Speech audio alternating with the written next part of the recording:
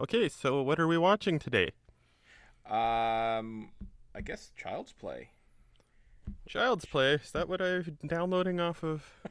Well, we'll watch Yeah. whatever you downloaded. Doesn't matter to me. I just might have to get to copy it over. I'm using my little MacBook, so I might have to copy it from. But that takes 30 seconds. But is it Child's Play that you have? Yeah, it is. Yeah. Okay. Um, okay. So 5. Are we can do it? Four. Yeah. Five, Five, four, four, three, three, two, two, one. one. Play. Go. All right. Metro Goldwyn Mayer.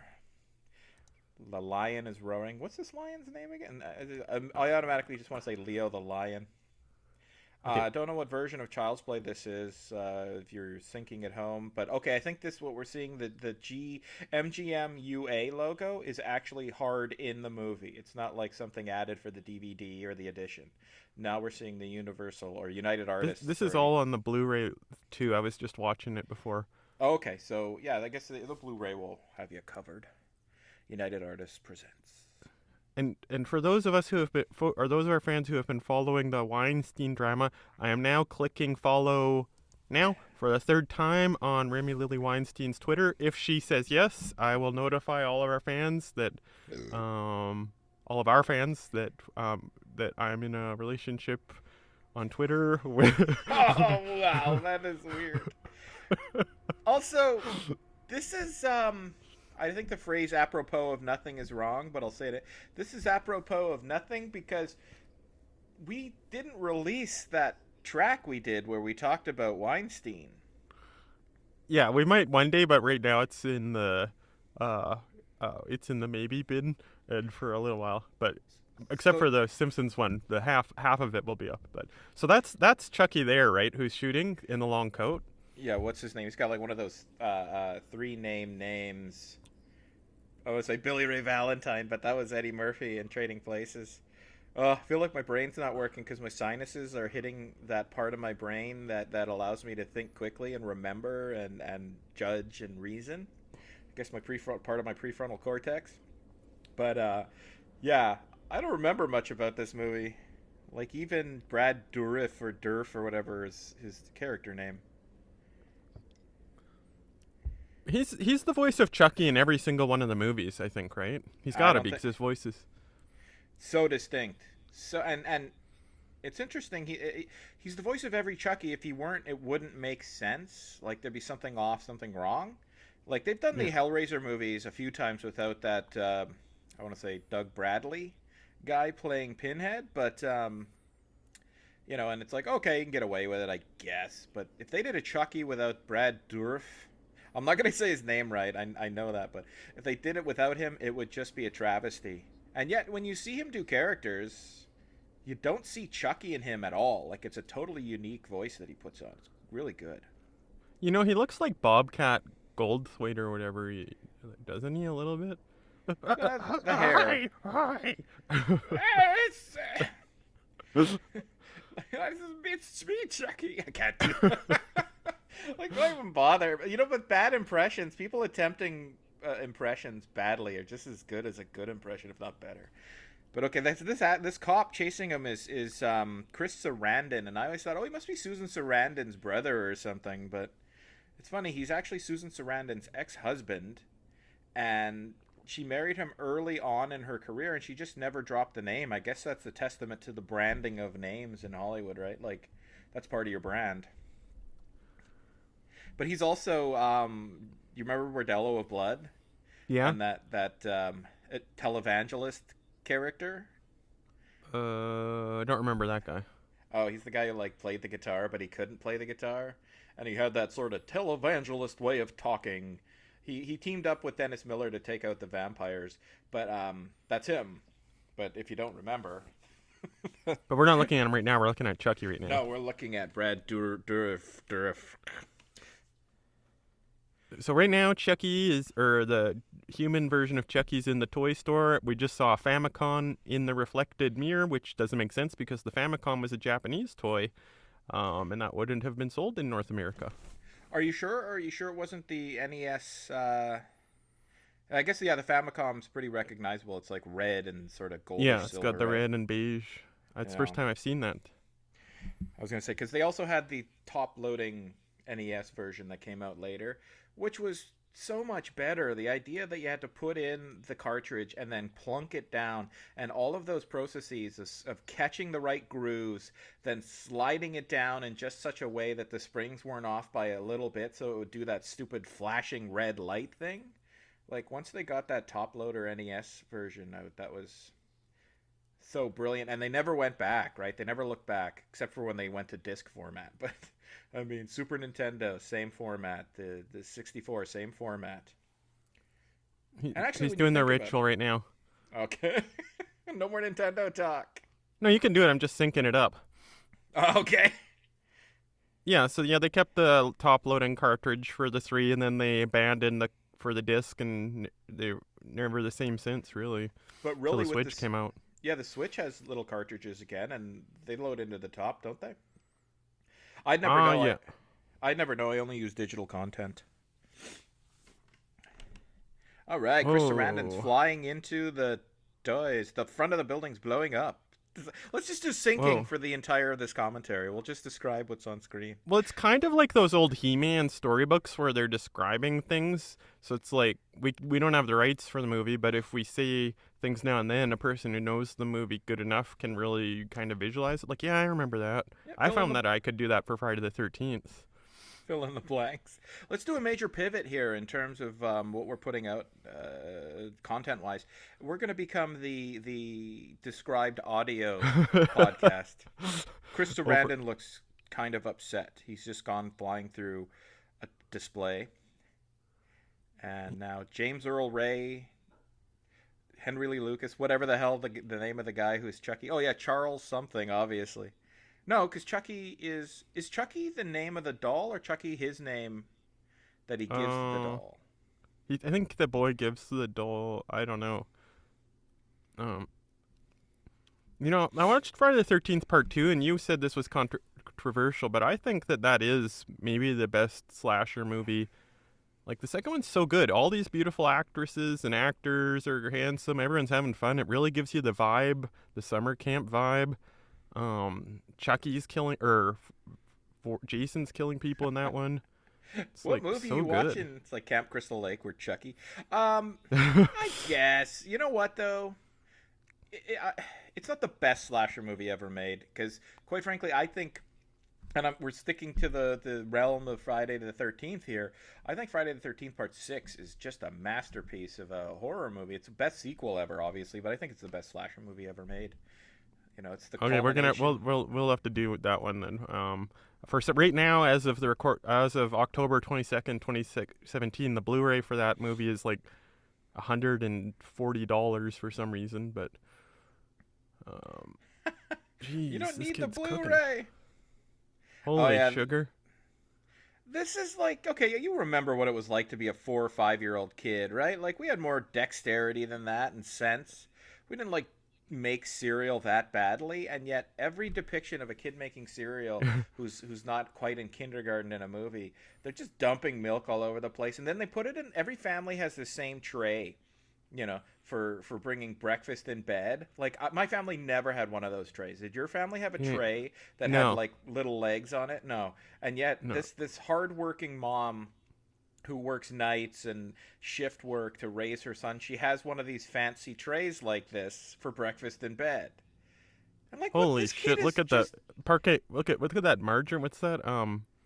Country Crock margarine. Crock. Like, he just has no clue. Like, she's raising this kid. Like, he's got problems. Like, he's not. Like, people with developmental delays, profound developmental delays, maybe they wouldn't even be up and doing this, but slight developmental delays, they know how to butter toast. Like, what is this kid, a psychopath? Sociopath? I don't understand. It's a charming scene. You're over analyzing. The Child and Family Services should be called if she doesn't recognize this problem inherent in her son. Wake up, you crazy bitch! That's what Chucky will say later. What was I was thinking of something related to. Holy shit! She's got her makeup on and everything. Oh yeah, that's the cliche too. Women roll out of bed in the movies looking So good. And in real life, I remember I used to I go to my mom and dad's room. It was fun to wake them up, but only for so long because then you realize they got like bad morning breath and stuff like that. It's like, I'm out of here. I'll talk to you later after you brush your teeth. See, like, that's a red flag. She should be like, Jesus Christ, I got to get you to a doctor. Like, just rudimentary toast buttering skills and culinary skills are lost on you. Yeah, like a 1-year-old would maybe do that if they had the Well, ability. 1-year-old would, like, reach into the butter and then rub it on its face, but, like, this kid's 4 or 5. Well, this is a child actor, so he's probably like 7.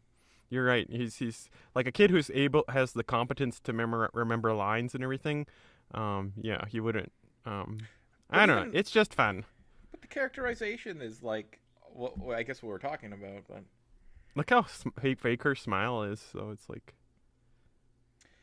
hands it's like, on my hips. well, I'm just a beautiful young woman, so of course I'm a single mom. Was that how that works?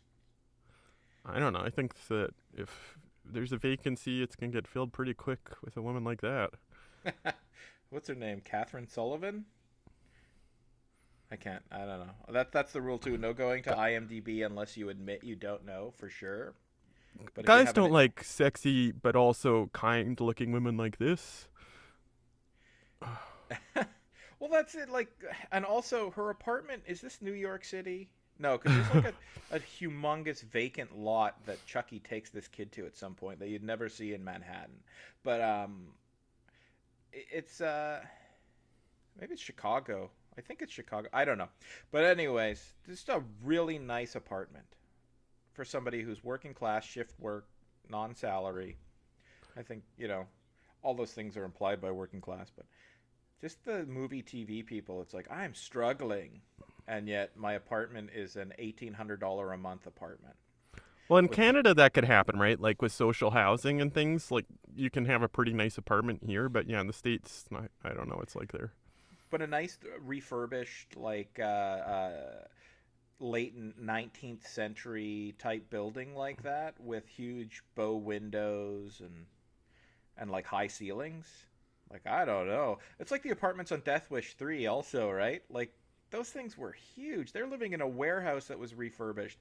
If you were to get that in Winnipeg, you'd be paying $2,500 a month. My sister had an apartment like that. You and Jay were there that time.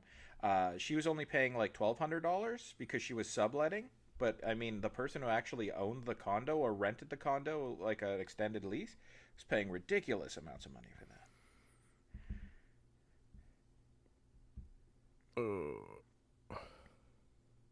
It's one huge box. Oh, here's a cliche, isn't it? The buttoned up, tight ass manager. I'm sorry, but this is a place of business, madam, and if you're not going to be a proper employee here, I'm going to have to terminate you. But you were saying that's a really big box. Maybe that's why she can't find a boyfriend. Her really big box. Ha ha, double entendre.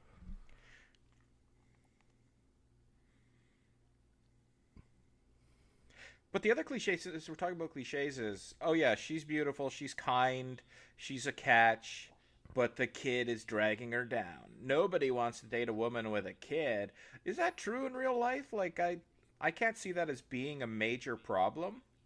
Only, like, if I'm ever going to marry you, I'll never really have a connection with your kid, and that's something that's difficult to, try to acquire. Tons of women. They go through like 2 or 3 guys, like kid with one guy, quick kid with guy 2. It's like, here's the program with the guy. It's like, she's got a kid. I don't care. And it's like, I won't take any like discipline. I'm like, ask your mom. Yeah, I think in real life, it's not such an issue. In the movies, it's like, I can't find a man. And then when like they're on a date in the apartment and it's like, oh no, my son is sick. I'm sorry, I can't do it. Or some bullshit like that. Here's the criteria. Is she hot?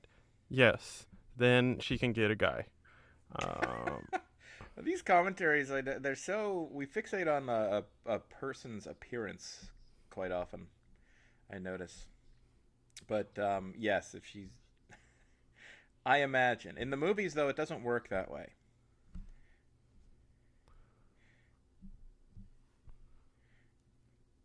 That's not really his mom. He's pretending it's his mom.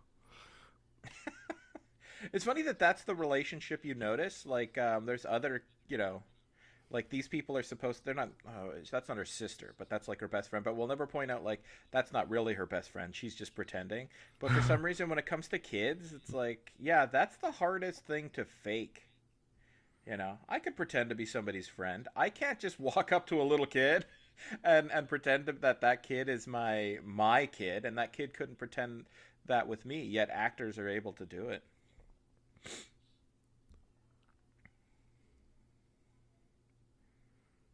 Fuck off, you little shit.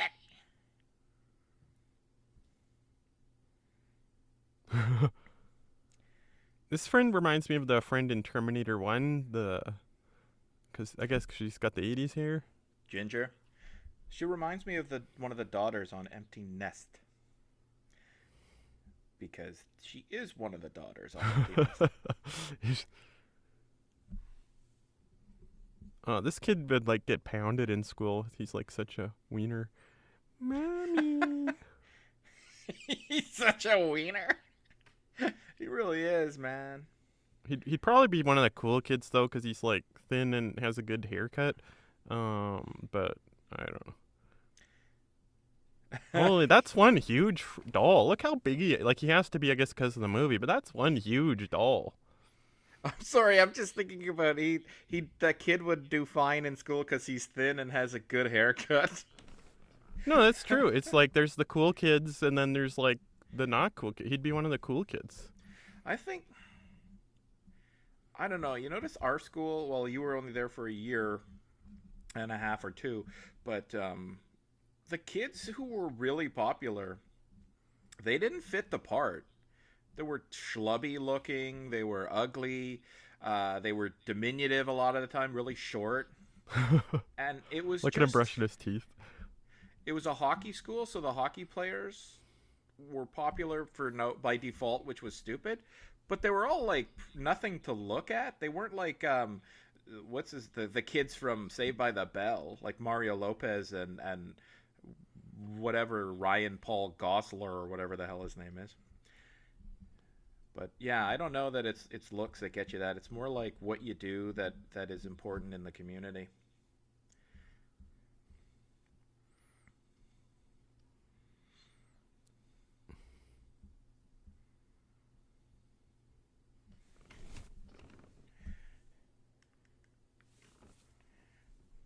Yeah, you're saying that doll's big, but do you remember the Buddy dolls? No. Basically, that's identical to Chucky, but not with red hair. And no animatronics in the face. But yeah, they were huge dolls, and I had one in my house, and it was not creepy, I guess, but creepy for an adult wondering, how could a kid put up with such a weird doll with a weird face?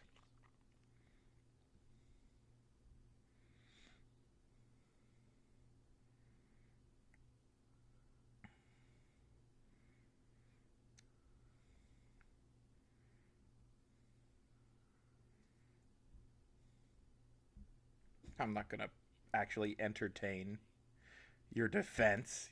You're guilty as charged, little boy. I think a kid would probably realize they couldn't persuade someone that the doll had gone there by himself.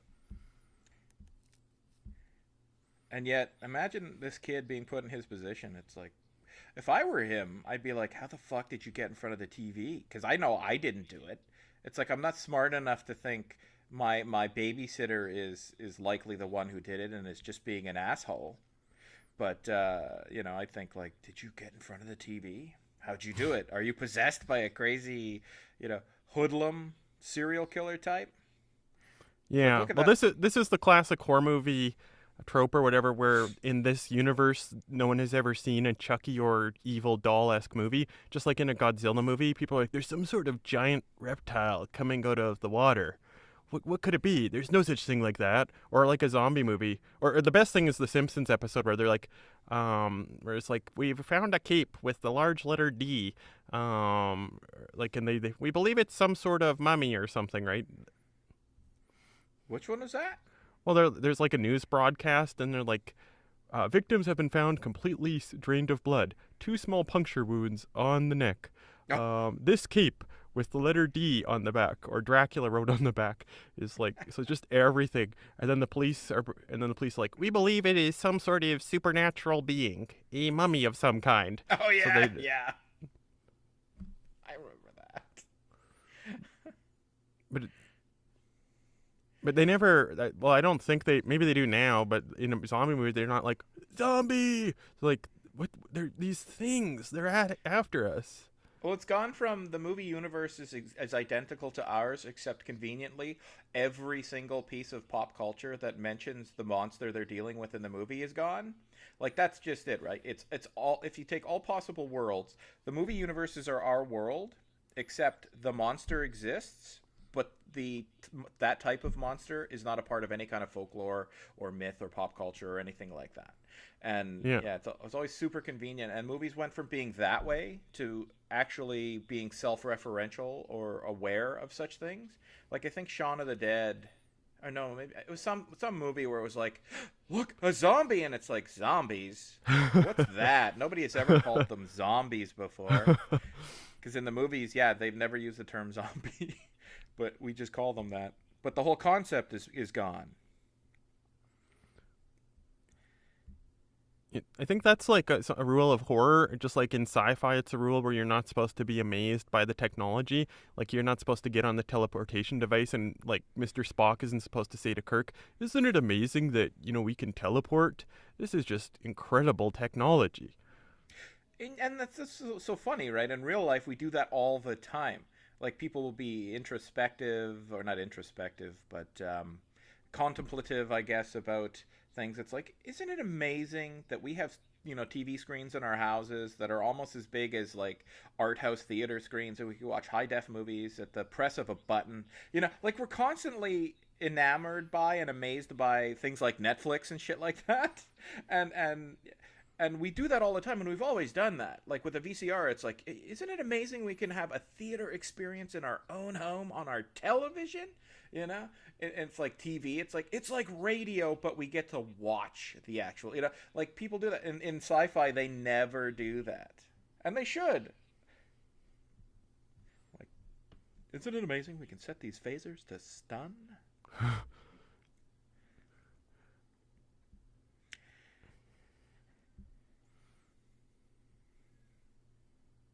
Your son is a little psycho. He's crazy. He can't even butter toast. Like, and I don't mean like he doesn't put the butter on evenly, or he uses margarine instead of butter. I mean, he takes a half of a fucking crock of country crock and just puts it on the outer corner of the burnt toast.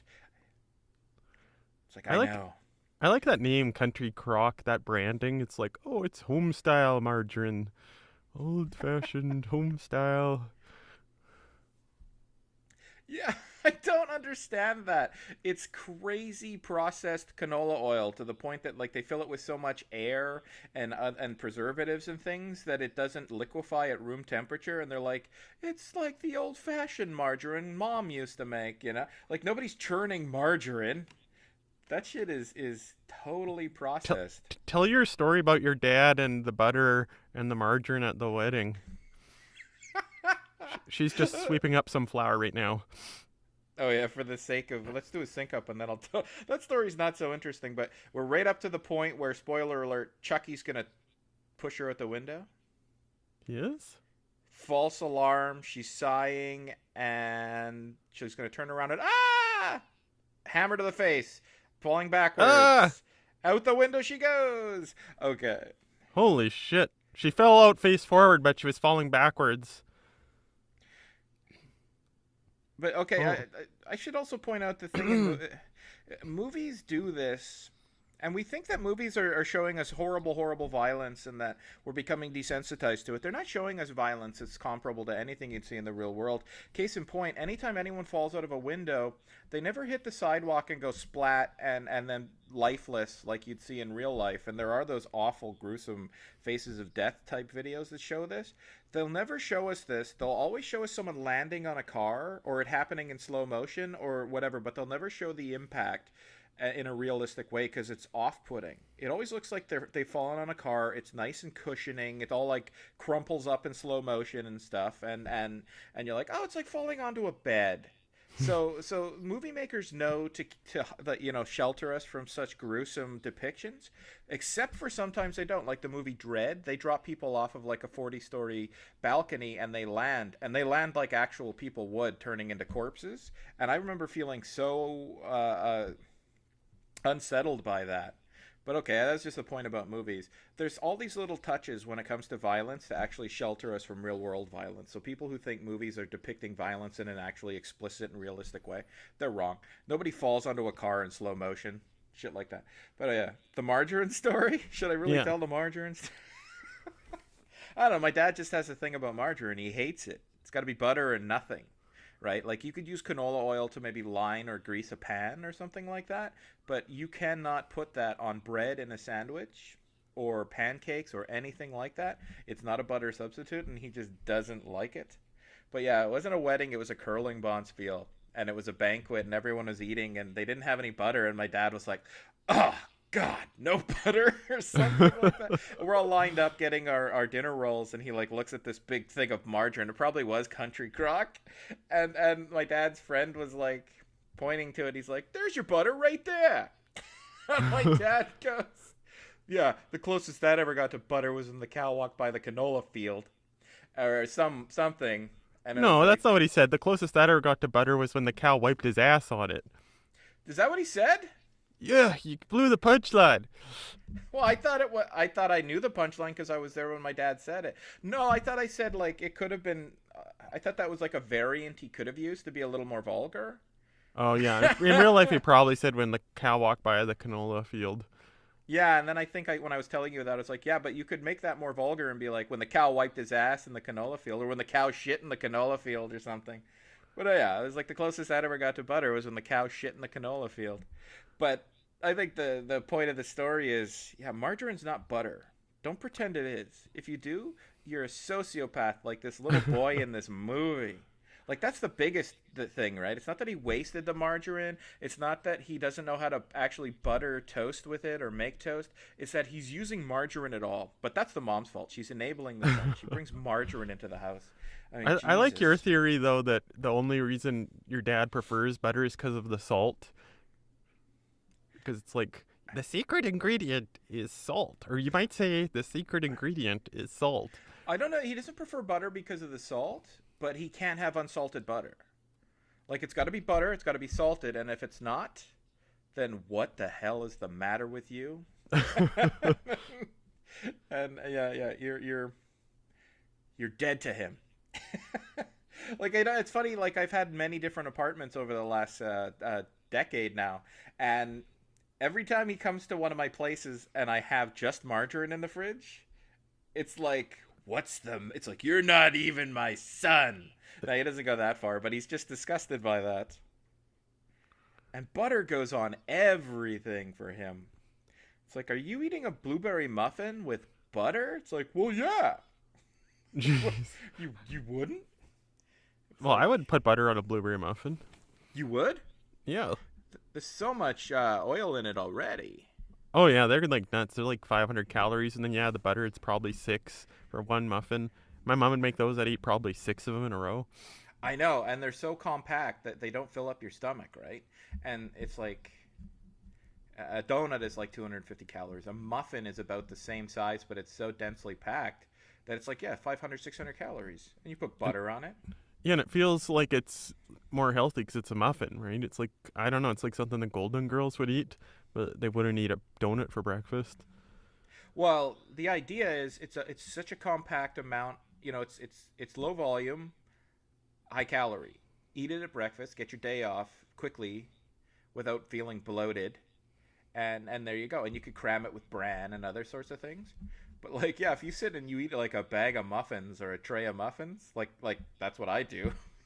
It's like you might as well be eating cupcakes or like really for 3 muffins, have a dozen Oh, donuts. this reminds me of the Ghostbusters guy. He's like, that's the exact same thing as the Ghostbusters. He's like, so anyone been in here recently? She's like, no. What a shame. It's like Oh, did he say that? I missed that. he's like totally hitting on her. He's like being really obvious about it. He's a government employee. That would not fly in a movie today. I remember with the Ghostbusters controversy for the remake, um, and how the move was to defend that movie at all costs. Some people had to defend that movie at all costs. The Ghostbusters remake, Paul Feig's version, and so it was tough to do. But if you, instead of making the movie seem better than it was, you made Ghostbusters by comparison worse. You could say, well, it's as good as a bad movie, and that was Ghostbusters. But people were pointing out that Ghostbusters was a bad movie. Plus, it was sexist. Peter Venkman was a horrible sexual predator. And they cite the scene where he's hitting on Dana Barrett, and he says about the bedroom, what a crime that, that's the bedroom. Nobody was in there. And then Peter Venkman says, what a crime. And they're like, wow, Peter Venkman, sexual predator. He's not a sexual predator. When she was like after him and possessed, he didn't have sex with her. He's like, no, there's at least 2 people in there. Oh, exactly. Like he's hitting on her. Like he's sexual, being attracted to a woman and being persistent in your, pointing that fact out and asking her on a date is now harassment, but harassment is now assault, and that's sexual predation. It's crazy. The argument had no legs, but people were actually making it in certain like online magazines and stuff. Those are trolls. No. Well, I mean, I think no, they're not trolling. They really believe there is this problem of rape culture and things like that. And, she was a real bitch and got what she deserved. Oh. But anyways, just to close that story out, yeah, they were trying to make it seem like Peter Venkman was perpetuating rape culture and things like that. Even though, yeah, he had the chance to. Dana Barrett was pleading with him to have sexual intercourse with her while possessed, and he was like, "No, sorry, I'm not gonna do that." Yeah.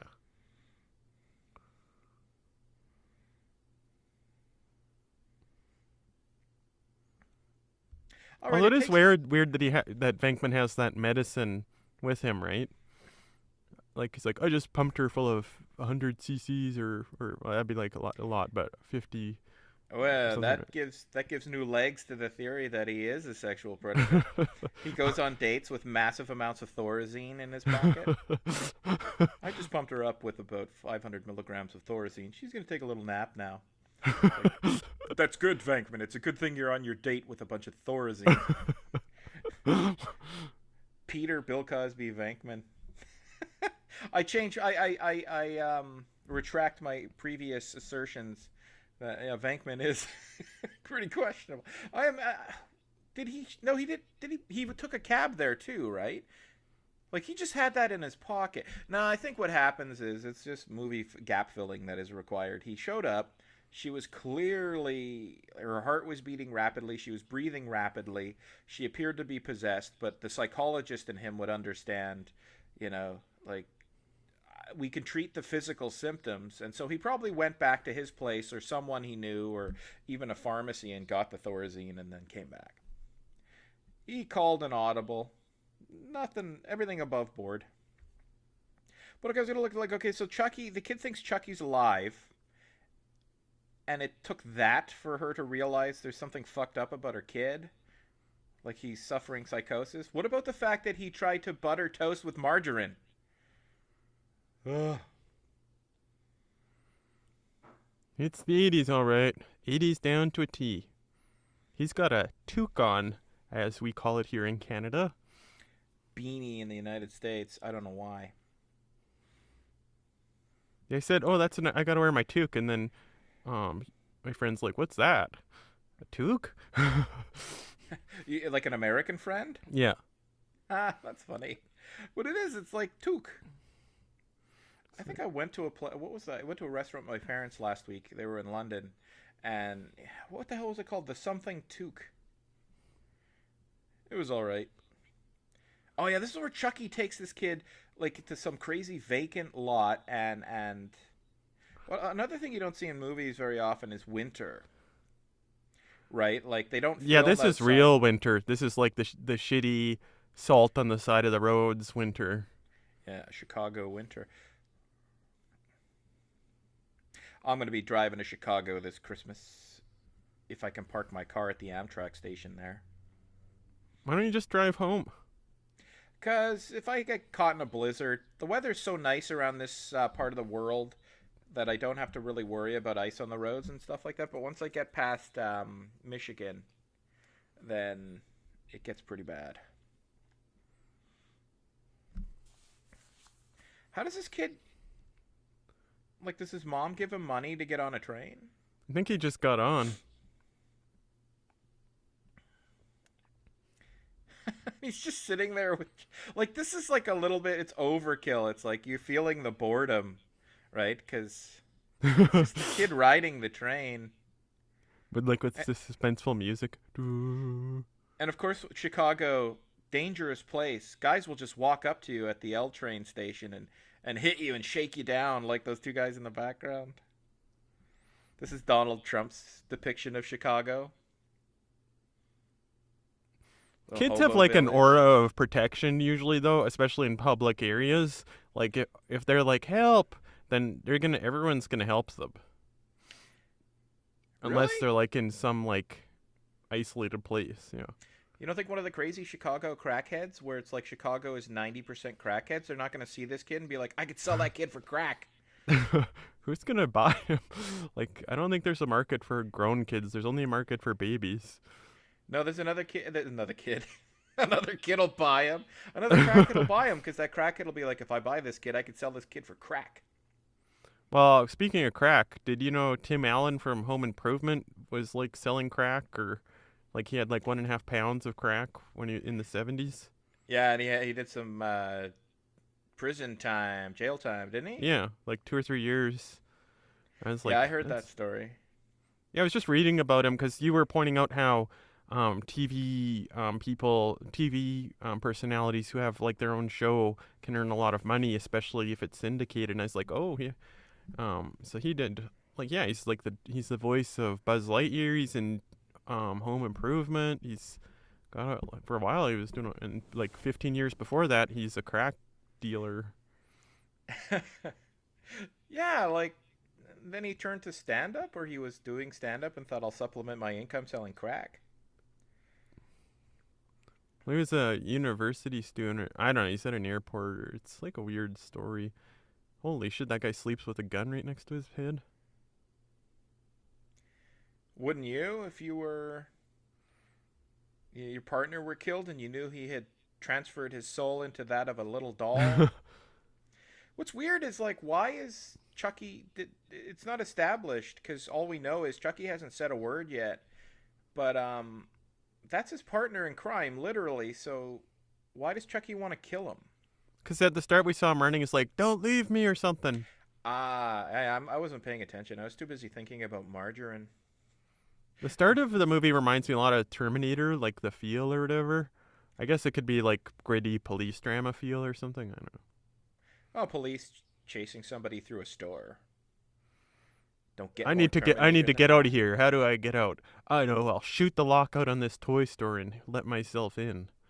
Okay. Well, I think he was like, I have to be near some totem or something that will be imbued with my life essence. Anything will do that is anthropomorphized. And so he's Yeah. like, a toy store, dolls, perfect. I'm going to become a Ken doll. That's a And I'm really going to weird plan. It's like this guy has an incredible ability and he's robbing stores. Yeah, like I at any point in time I can transfer my soul into that of like why not I don't know, get a politician with a lot of power alone, transfer your soul to him, then that politician gets a one-on-one meeting with the president, transfer your soul to the president, and then boom, Oh, we're gonna see a boom, I think. we finally pass laws to repeal that Roe v. Wade bullshit. I'm just kidding. I just wanted to say something totally incendiary. Boom. That's how they start Friday the 13th Part 2 with an explosion. It's like Chucky blows up everybody. I don't know if you could transfer your soul like that. It's like this guy's got some very high level magical powers. Why would he care about political involvement? Because he could transfer his soul to the person who holds the highest political office, and then get that sweet $250,000 a year job as a public servant. Yeah, really, it's still like that's the long con, right? Presidents don't get much out of it, and not as presidents, and what they do accrue in terms of like monetary wealth. They have to go on long lecture circuits and write books and stuff. He's like, you have to wait till he stops being president, writes his book, and then go on book tours. And then you'd have to read your own book and then be describing your book to people. But transfer your soul to somebody who has the nicest life possible, like Pablo Escobar or something like that. I don't know why you would do that for him. Well, you go to Warren Buffett, Bill Gates, or just. Yeah, I would transfer my soul to Bill Gates, have him give me a few $1 billion, or give a few $1 billion to somebody who's really young, healthy, and attractive, and then transfer my soul to that person.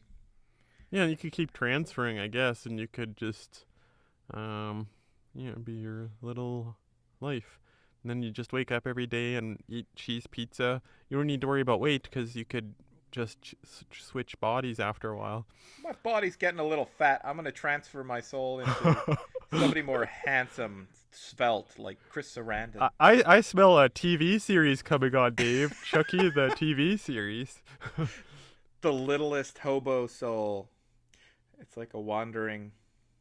Yeah, Chucky the TV series, but Chucky's not malevolent. And there is no Chucky. It's just Chucky's Charles Lee Ray, I think is his name. Yeah, it's still called Child's Play, but there is no Chucky doll. But you know what it could be? It could be like Quantum Leap. But there's no.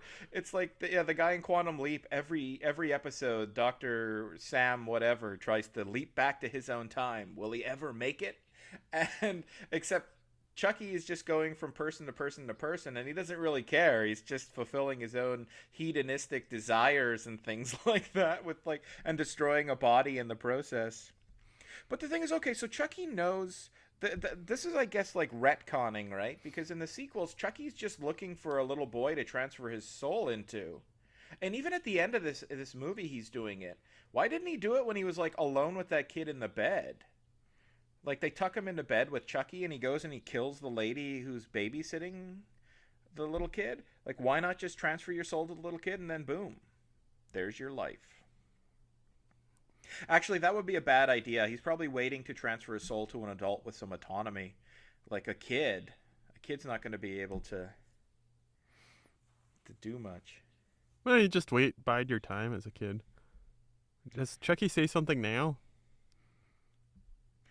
I don't think Chucky reveals himself until she's like threatening to throw him in the fire, and it's like, say something. That's a huge box. I just gotta say it. And I was just about to make another huge box joke.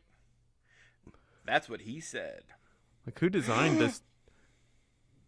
Batteries. Special Good Guy brand batteries, not Duracell or Energizer or some other no name, but Good Guy brand batteries.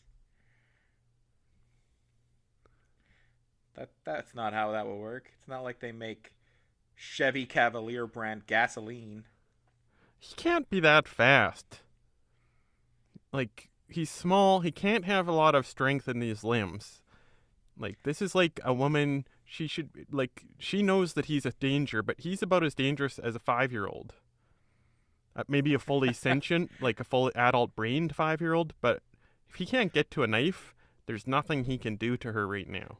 But just because he's the size of a 5-year-old, though, like, he doesn't have a musculature. He's full of stuffing. Yeah. Oh, no, he's not. He actually has, like, that's what's, again, like, when he melts or whatever, and they're like, and they're oh, that was well done. Oh, Like, look at that. It's like so obvious. Like someone held that up so he rolled under the couch. well, I think yeah, it's held up. They should have put it back down for continuity. Like here, it's down, but like the fact that he rolled under that way, I think that was a reverse, right? Like they just pulled him out and then reversed the shot. It looked like it was well done when he fell. I was gonna say, like, Chucky actually has like a pretty intricate animatronic structure underneath all that. He's like a robot, and it's like, who would make a toy like that for kids? Like Stan Winston makes shit like that for hundreds of thousands of dollars a pop for Jurassic Park. Like, they're selling Yeah. these things to kids. Well, like I guess that's the one. Like you want a movie about a killer doll. I guess it's hard to ask too many questions. Like, how does Chucky pick things up when he doesn't have hands that are like can move? They're clearly solid pieces of plastic. And it's like his soul, I guess, is something that is corporeal to a degree because it can actually take inanimate material and move it around. Like he can move his hands after a point. Oh yeah, here. This What's is he gonna say? okay. Well, this is what's so interesting about the movie. It just becomes all right. We've turned a corner here, 180. Like you ease people into the movie monster, right? But here it's like, no, Chucky's innocuous, and all of a sudden, Chucky's fucking crazy.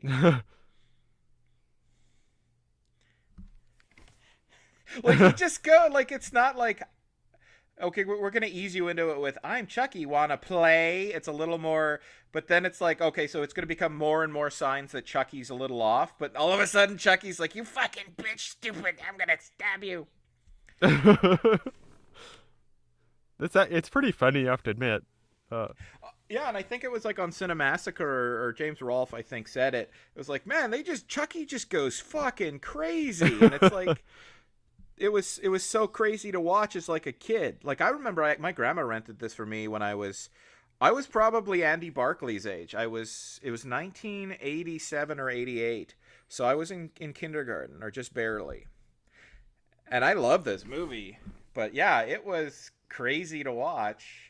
Because you're expecting, like, I'd seen tons of Godzilla movies and Frankenstein, I think I'd watched at one point. I'm like, it's so slow. They totally ease you into the nature of the monster, right? And they hide it from you. Especially if it's like a monster that's supposed to be unassuming. Like, it's a slow burn and a slow reveal. This was the 180-degree turn, and it's not even halfway into the movie.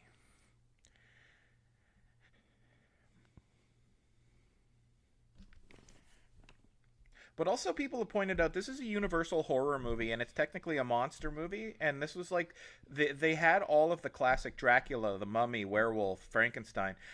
This was like their attempt at a resurgence of Universal as the movie monster studio. They had Child's Play. They had Dr. Giggles. Did they do...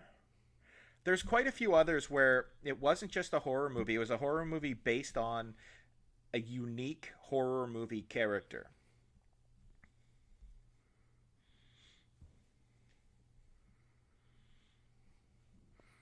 Like, she's a very beautiful woman, I'm just saying. She is. I agree. I don't know. Where are we supposed to go from there? Oh, you know, I said sorry. I said this was a Universal. This is actually MGM. The sequels were Universal. Anyways. Looks like you bit yourself. Sorry, I keep interrupting you. Go on, tell us how beautiful this woman is.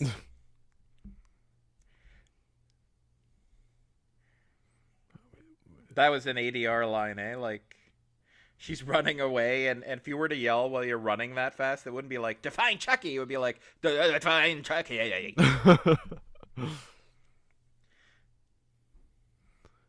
Where do I recognize? Is that guy from The Princess Bride?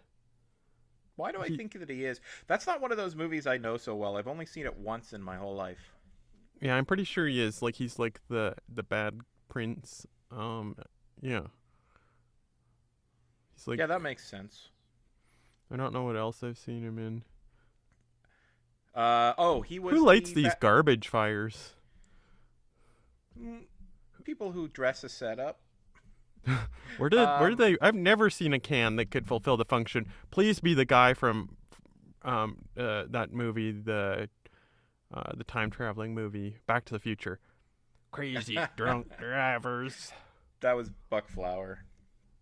He's also That in The guy. Mist That guy's not Buck Flower. or The Okay, Fog. but Chris Sarandon, who you're talking about, was in Fright Night. He was the vampire. Oh, he's like the good-looking vampire in that class. Oh, okay, that's his third movie then. That's not bad. 3 classic movies. Well, he was also in Bordello with Blood, and I think that movie's underrated. Uh, it's all right. The first one's really good. I hate the ending, the throwaway, take it all back ending, you know? Hero saves the girl, girl saves the girl's the hero too, to a degree, so they invert that whole trope, and progressivists are going to be happy about it because they're morons that way. But okay, it's an interesting movie, and then boom, take it all back with the final scene, because that you have to have a twist in a Tales from the Crypt type story. You know, I was reading Cracked magazine. It's like cue the fox whoop whoop whoop side. But I was like, how is Cracked related to Mad? Like, are they the same, or was one a ripoff of the other? You're like a fan of Mad, I think, aren't you? Or one is clearly a ripoff of the other, but a very well done one. Not a ripoff. It's like, hey, Mad Magazine has or Mad started out as a comic, and there was a comic book code that wouldn't allow. Oh, okay. We're like what's going? Oh, he's gonna rape her. Whoa. glossing over, pretty brutal scene. What, man, just be happy the guy who made Showgirls know, didn't direct this. Oh, let's not even get. Let's redo Showgirls somewhere down the line so we can, once again express our disbelief and contempt to a degree with that scene. Like, just in terms of, it's crass and it's misplaced, but it's also like in terms of just bad filmmaking and not understanding the tone of your movie. But I was gonna say that boombox sitting there, it looks so rife for the shooting or knocking over of. Like, whenever you see a boombox like that in a movie, somebody shoots it or blows it up. Not in this movie, and yet it's so conspicuous or overt. Maybe it's like an advertisement. Like, that guy got on top of her, and then there was like suddenly 8 like homeless people all standing around, like, "Arr!" They were like zombies or something, and then Prince Humperdinck comes in, saves the day. He's like, "Fuck off!" Like,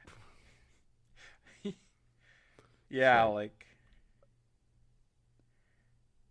oh. I assume you've learned your lesson. You tended to rape someone. Go on your way, citizen. get out of here, you scamp. What's this neighborhood coming to? It's like homeless people, just any woman wanders in and immediately they're on top of her. What were we talking about before that? Like, I just had to stop and acknowledge the brutality of the scene, but we're talking about some topic. It's gone now. Cracked and mad. Oh, cracked and mad. Yeah, you wanted to. I think it was as simple as Mad Magazine's formula was right. They started out as a comic book, but they would feature some gruesome things, some I don't know, what you could call sexualized characters and sexuality, and the comic book code strictly forbade that. So they got around that by calling themselves a magazine, but they were just a comic. They had no advertisements, no glossy pages, but they had articles after that instead of comic book stories like segments or whatever, and they were mega popular because kids could read it, but you could get away with more explicit content. And so I think the people at Cracked a few years later were like, let's just copy that model. Right down to, we have a goofy mascot. They had Alfred E. Newman. Cracked had Sylvester P. Smythe, right? Like, it was so obviously a ripping off of the structure, but Cracked was of certain quality anyways. Like, I think there was even crossover in some of the contributors and artists and stuff. But I mean, let's face it, Mad Magazine and Cracked were for little kids. You wouldn't pick it up today and be like, this is hilarious. This is as funny as National Lampoon or something. Like, it was nowhere near as nuanced and sophisticated in its humor, but I say nuanced and sophisticated a lot. But anyways. Well, which one is by the guy who made Tales from the Crypt? Like, because he got, like, Tales from the Crypt got the comic code, because people are like, look at this stuff. This is Why there's a bloody axe? Is this artistic? Is this artistic? And he tells Congress, yes, I do believe this is artistic. Yeah, of course it was. Oh, so it was Tales from the Crypt that spurred on the comic book code. It has a different name, right? But Yeah, whatever it was. Like, yeah, they brought the comic code in, and then he either went to Cracked or Mad, one of the two, and then he did that for a while. Um, William M. Gaines? yeah, No. Is that it? I think that's the guy. I should have done my homework. Sorry, YouTube. I'm sure there's all those people who are cooking their dinner in their pajamas and just screaming at me. It was cracked. Look, I tell you, if anyone likes this content, they like the content for what it is, and everything that we're doing is par for the course. So if you hate it, you're not going to be mad because you're not listening. If you like it, this is the kind of stuff that you like. But yeah, Mad Magazine is William M. Gaines. I like how Chucky laughs. Like, this is like a funny murder scene. It's like, he's a likable killer. Well, it's like just the concept, like who made this? Why do I want to say Tom Holland? Let's just say it is somebody named Tom Holland. I think that's the name. He knew the premise. He knew the scenario. Holy shit. A doll is attacking somebody in a car. You have to admit, like, Michael Myers doesn't talk. Jason Voorhees doesn't talk. Krueger talks. But Chucky's, like, probably the funniest. Like, Krueger kind of puns. But Chucky's just mean. He's, like, laughing at him. Like, you stupid bitch. He's, like, the one that swears, I guess. Although Freddy swears, too. Freddy's... Why is he still... Oh, because he cut the brakes. Are the brakes cut? Is that why he can't stop? It's funny, though, like, Chucky... Maybe he wants to be Chucky's acting like Chucky's invincible. Like, if that car rolls over and lights on fire, it'll burn Chucky up, right? Well, he didn't die in the house explosion. He ran away though, didn't he?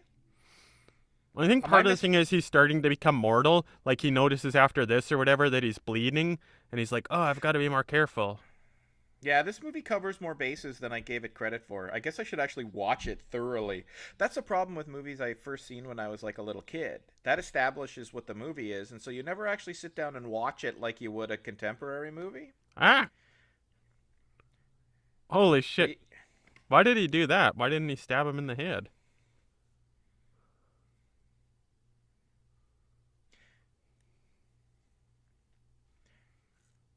I think Chucky's just a sadist.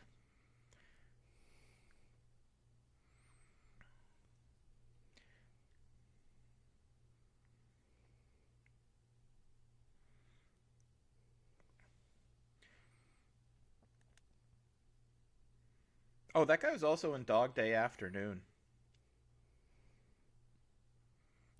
That's like a Dave movie. Oh yeah, Dog Day Afternoon, just right next to the Bob Newhart show. Well, it was interesting. He played it. That movie had a very, I don't know, like you didn't see too many Sidney Lumet, Al Pacino, not action, but thriller dramas like that heist movies where the main character is robbing a bank to pay for Chris Sarandon, his character's sex change operation. He played a transgender character. But Al Pacino was in a relationship with him, I believe, and also in a relationship with a woman he was married to and had kids with. So it's like this crazy social commentary on top of like a heist movie. And I was like, that's interesting for something coming out of the 70s. Like, but that's just it, right? That tells you right there, like, Hollywood is so fucked up and weird, and there's so many bad actors. Sorry, bad actors. Bad characters. Like, oh, man, like, I'm using metaphor. But, like, literally bad people in Hollywood working behind the scenes, that you can see why every movie had to have a mega progressive sort of plot line, and why all the actors and directors and producers and writers involved are mega progressive. It's because the business itself is so seedy and disgusting. They have to constantly virtue signal just to either hide the fact or at later points in time, excuse themselves of being part of an industry that exploits people so brutally and badly.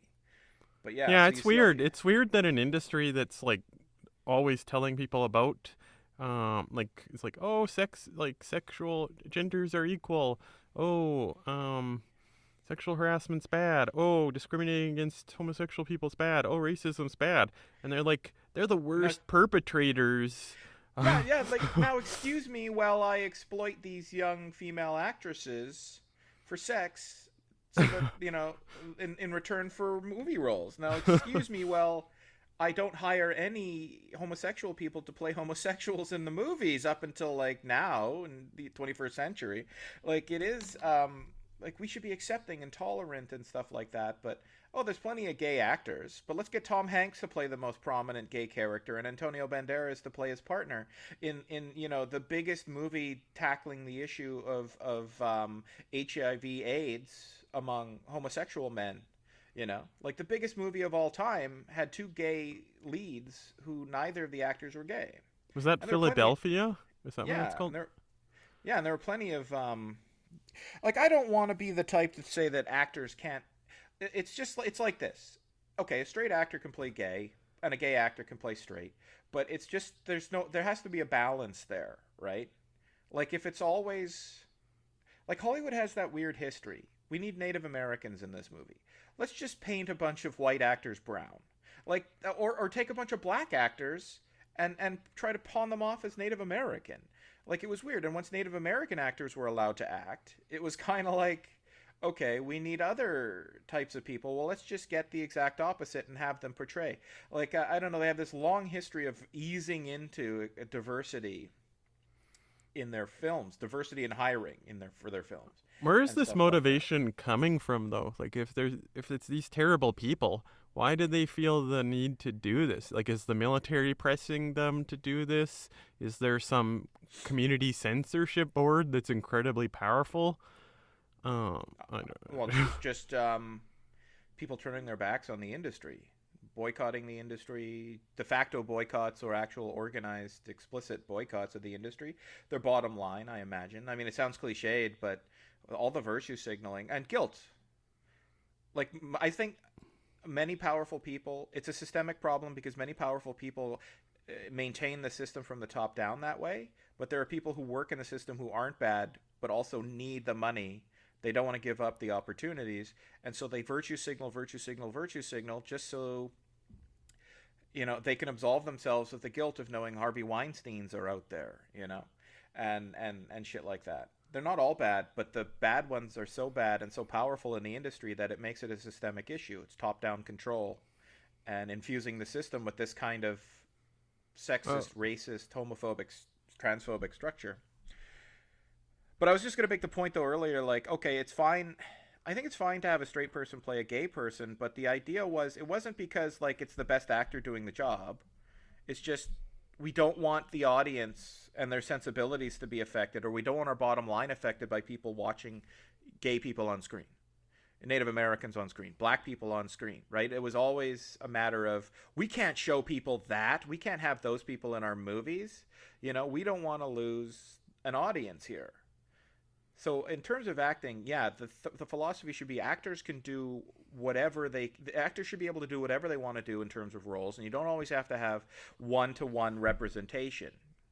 But it's because Hollywood's long history of denying people a chance to do any kind of acting in any capacity that you kind of have to even up those odds. But it's like unfair, like quotas aren't going to solve the problem. So I don't know. We just saw the death of the voodoo witch doctor. Yeah, I look at you like these commentaries have the same structure. Dave goes on a crazy tangent that he doesn't resolve the issue of some major social phenomenon or social concern, and Jeff reins it back in by pointing out something to do with the movie. After 20 minutes of talking about how corrupt Hollywood is and not resolving the point, it's like, oh yeah, we're watching a movie here. Oh, but speaking of where do you find a shelf with a skull like that, or a tray with it? I guess it's a religious tray. It'd be really expensive and hard to find. No, those trays are pretty standard. You get them at IKEA. They don't have skulls in them though. But the deleted scene shows how that skull got in there. His roommate was walking through the living room one day and like took a real header and slipped and fell, and his head got wedged in there, and he couldn't get it out. So he just lived his whole life with that shelf on his head until he died. And then they decided, oh, he's decomposed enough. It's just his skeleton or his skull left inside of this shelf. This stand. He asked, he asked to leave his head there, just like you want your ashes to be in a transparent urn. That's the story. He took a header. He fell in there. His head got wedged in. He lived a long, full life, but he eventually died. And he was like, "Never remove my head from the stand." And so they honored his wishes. That skull is a Why is this accidental kid part in of the jail? decor. Is he in foster care or where is he? Well, it's about time. And the answer to the question is he's in jail because he put margarine on toast. That's clearly some sort of little person dressed as Chucky. Yeah. That's a weird line. I don't see anybody. This guy is a horror actor, though. He wasn't in Reanimator, was he? Could be. I don't know. He's not the doctor who is speaking of decapitation. Oh, going all the way back, I was gonna say that actor who was killed by Chucky always reminded me. I thought when I was a kid that was Bill Cosby. Speaking of controversial Hollywood figures. You know what's funny though? Chucky goes from looking like a clearly an inanimate doll to when Chucky becomes evil, it's so articulated and so like the design of the Chucky doll is so sophisticated. He doesn't look at all like he did before.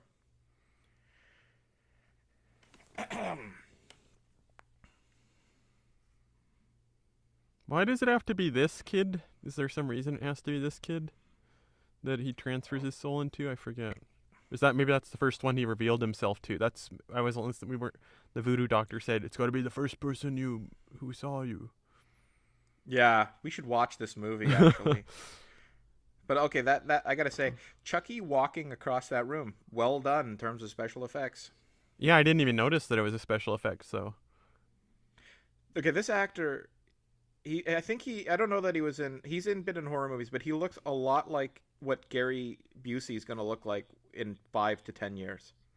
Although he might look like that now, he's probably gotten a lot older looking. Are we in a morgue? Where's the medical examiner who's going to put his food on top of a corpse? Chucky's main move is to roll under things. You notice that? Like Chucky. Yeah, if he's in the next Mortal Kombat game, that could be one of his moves, like jumping and then rolling around.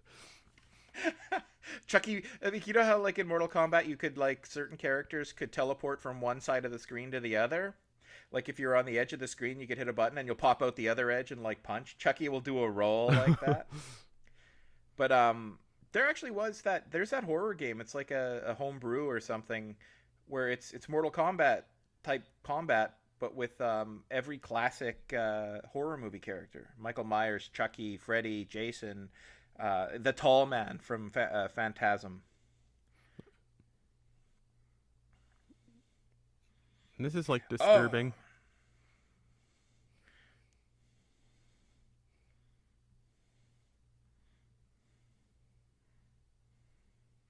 That guy said, "Easy now, nobody's here." Oh, I guess he's saying there's no one trying to kill him. Yeah, it's like easy, nobody's here, so I'm gonna drug you up. Why do they have? Oh, it is. That guy's gonna come out of that so cured of his mental illness. It's pretty lucky Chucky knows exactly how to use that machine. I'm pretty sure electroconvulsive therapy doesn't involve machinery that has a setting for burn your head off from the inside out. Oh, I would assume Chucky modified it also. Chucky, days ahead of time, has been there modifying the equipment and like removing restrictions and governors and things like that. But realistically speaking, you'd have to have verbal exposition to explain it. You could strap him into that and be like, "Ha ha ha! No chalks for you." Those little things they put in your mouth so you don't bite your tongue off. And you could have the character like bite like right through his mouth until like Spielberg explanation is like if Chucky, it'd take 2 minutes, but he'd be slowly screwing him in or something, and then you'd be like, "Yep, we're not gonna put anything in your mouth here, so it's gonna really hurt, and I've opened it up and pulled this switch out here, so there's nothing stopping the electricity going all the way through you." I don't know. Yeah, like you could explain it all. But I mean, that's the thing. The horror movie's just as good when it's like people are saying that would never happen. This But then you movie, could this say, movie lacks the nude scene though. There's no nude scene in this movie. well, I mean, look at the characters. How would you Have the incorporate mom with nude a scene? shower. It's like, and then he like sneaks into her while she's in the shower. That's so funny. You had that like you knew ahead of time. Like you're like the guy who knows how to incorporate nudity in movies where it's completely unnatural and inorganic. It's like how could you have a nude scene in a movie like The Thing? It's like have a woman crash an airplane into the complex and then have to take a shower. It always involves showering though. Like Well, at some everyone point, has to have a shower. It's like moms need love too. everybody has to. Oh, man. She doesn't get the shower. She's working 2 jobs, trying to raise kids single-handedly. She's busy and stinky. Like, Oh, it's there's funny though. that Like, speaker from Muppets.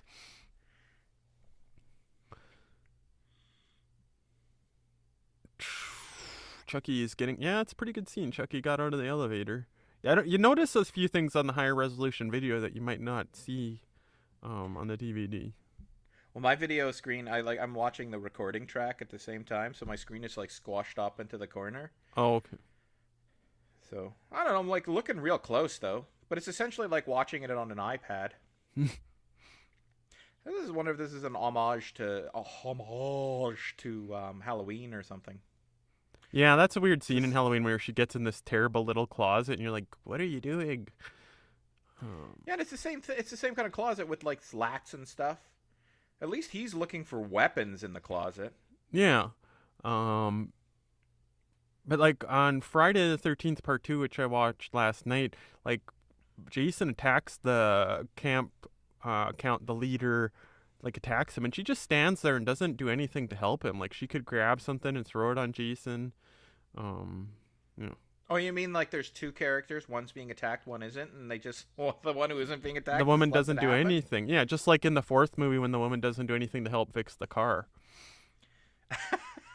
Yeah, except the car, it's like, all right, it's excusable. You're a lazy asshole. But if like your friend's being attacked by a crazy supernatural, well, he wasn't supernatural at that point, but a crazy killer, and you just stand there. It's like, sorry, I don't exert myself if I don't have to. Yeah, well, it's like women are physically weaker than men. I read somewhere that the most a man can lift is 600 pounds, and the most a woman can lift is like 300. No, I read online that like the maximum amount that they can hold is less. But even so, even if you're physically weaker, you can still stab a guy. You can still hit him in the head with a bat. Like she could have done 50 different things.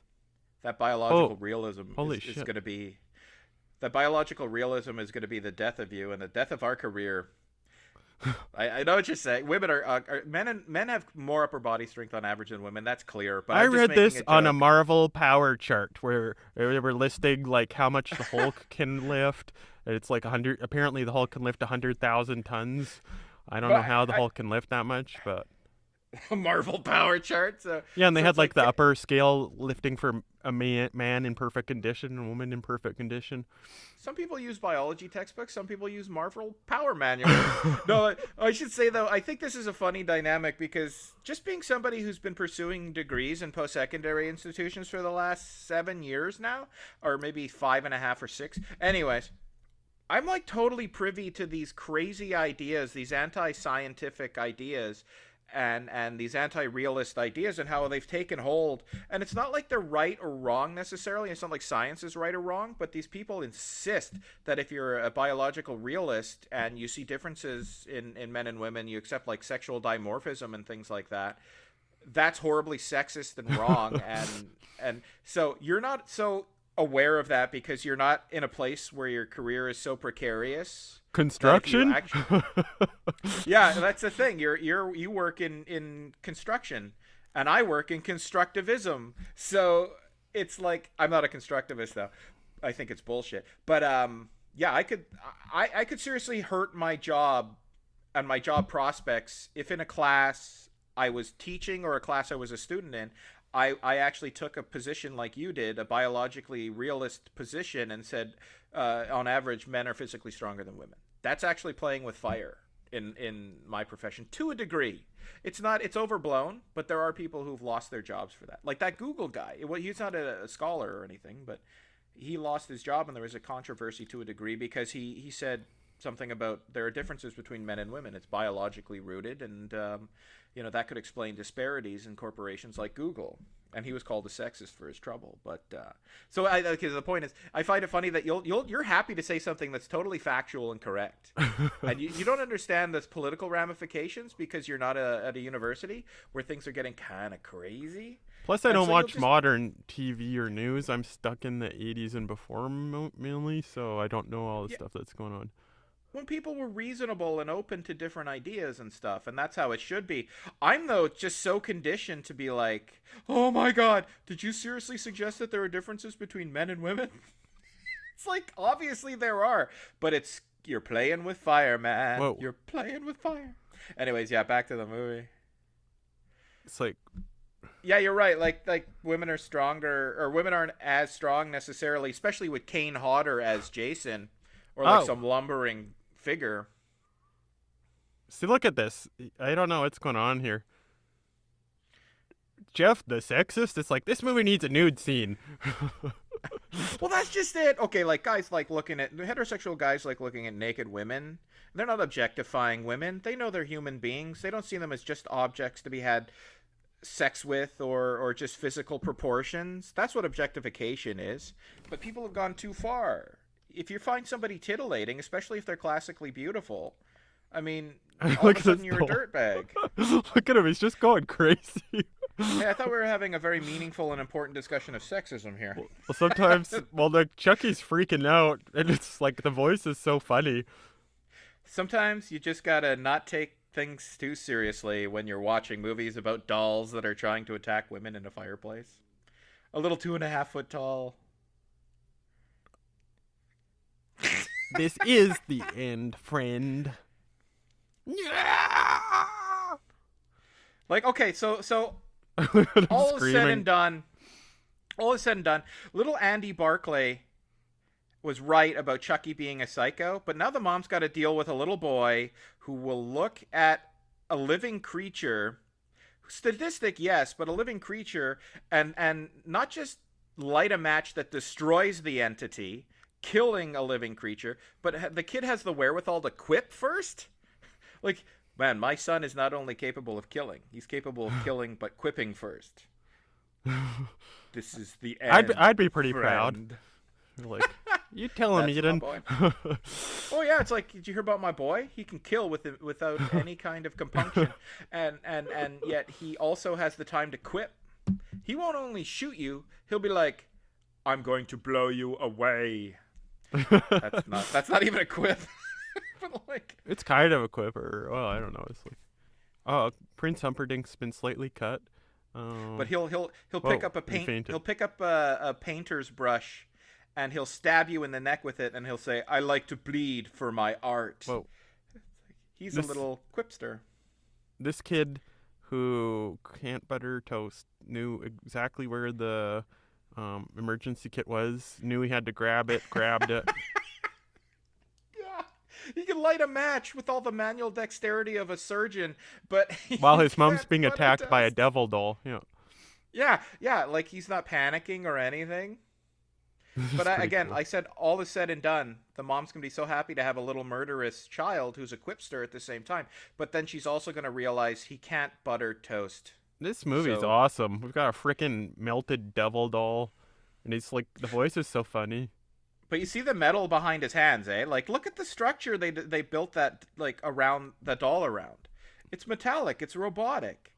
That toy would cost you, realistically, $1,200. And it would probably be a loss leader. Like, what are you going to do? $1,200 for something that sophisticated? You can't mass produce those with, like, they don't come off an assembly line.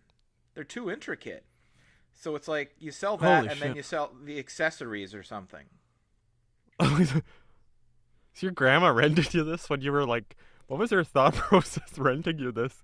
That's right. Keep your head right next to that door. Keep it right next to the door. Don't move your head. Oh, I think my grandma was old school. She liked television shows, but television shows were always tame and had much more content restriction than movies. And the movies she'd watched were like Hays Code era movies. Everybody was, if you were bad, you died. If you were good, you survived. And there was no nudity, no violence, really no explicit violence. My grandma just thought all movies were like that. But actually, she was in the room when I watched this. But she knew I was like, I would always talk about Arnold Schwarzenegger movies, Chuck Norris movies, and stuff. So she knew like anything was fine when it came to movies. Just got his head blown off.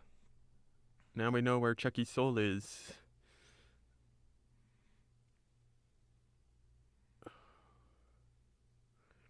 You know what? I've been watching very closely, and this movie has not given one speck of fan service from this mum. There's been like 40 shots where they could have showed up her dress.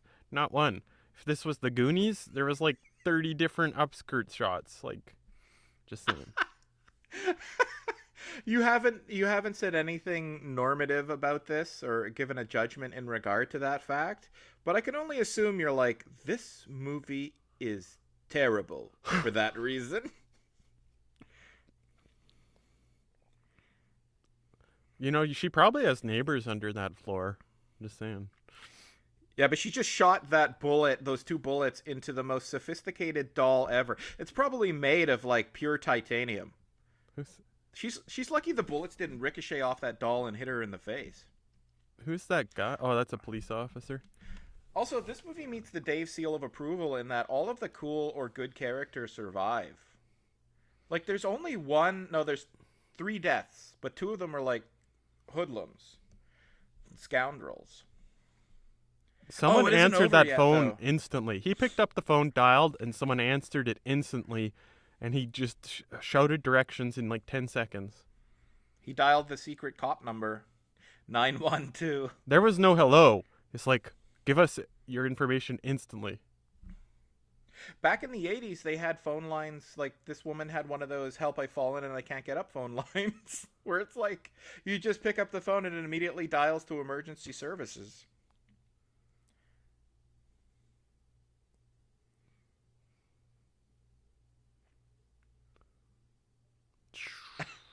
But it's funny that this is like the Terminator school of the movie monster. It's all over. It's all over. This is a decapitated child-sized doll. Just step on his head with your foot or something. That's what I do. Look at this doll's head. We should put it into like an ashtray stand or something. There's no way this thing's alive. Fuck you, you fucking fucker. Fuck, I'm gonna fuck you. Ah!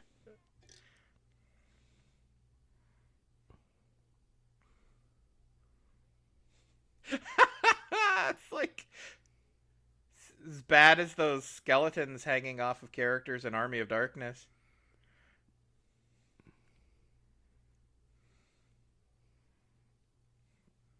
Oh, he was talking to his body. Okay. That's funny, like, the body... So, every part of that doll then has its own, I guess, identity or autonomy. Well, why does he have to talk to it? Maybe it's just a focusing exercise. Shoot him in the heart. No, that's pretty sweet. Oh, that's a neat death. Yeah, like I was saying, Dave's seal of approval, all the good characters survive. I liked that Star Wars movie, the one they made where like everyone died. Well, I didn't like it, but it wasn't bad. I hated that because it doesn't meet the Dave seal of approval. Well, Chucky's the most likable character and he dies. But not good. But Chucky doesn't die. Chucky comes back for the sequels. But it'd be funny if that guy with the mustache, his last line was, just a doll. Or wait, did he say that though? Oh no, he said, is anybody gonna believe me? But if he like went through all that and he was like, then he picks up the head again, he's like, it's just a doll! Yeah, he was saying, see, it's clearly not alive, but this is a doll that was never alive. As far as that guy knew. Okay, they're all doing this to save the little boy from Chucky. Let's Then leave the him cop gets alone. and she like touches him with her hand. She's like, "Oh, well, you stay in the room with the doll that keeps coming back to life. It'll be fine." Let's just leave the doll alone. If it was clearly, we would all, if that happened and it was normal people, we would all be ripping the doll in pieces like it'd be drawn and quartered. I sure as hell wouldn't leave it alone in a room in the dark. I would at the very least pick up like a really heavy book and a waste basket and tip it over and put it on top of the doll and put the book on top of the waste basket. Yeah, But yeah, it's like, oh, here we got the credits. Karen Barclay.